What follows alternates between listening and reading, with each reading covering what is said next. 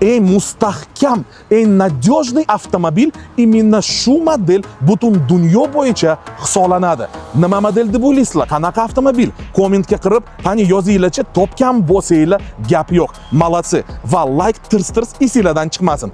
Bugun sizlarga Toyota Corolla 1.8 объем dvigatellari bilan propani bilan birga ko'rsatamiz. 2008-yil 218 ming kilometr probeg, avtomat korobkada, u ham juda надежный variator bilan solishtirmaylar. Endi qaranglar, nimaga bu avtomobil mustahkam, надежный deyiladi? Buziladigan narsa bu avtomobilda prosta yo'q. Ikkinchi qator ko'rinishini ustiga nakidka turibdi. Patologimiz top-toza.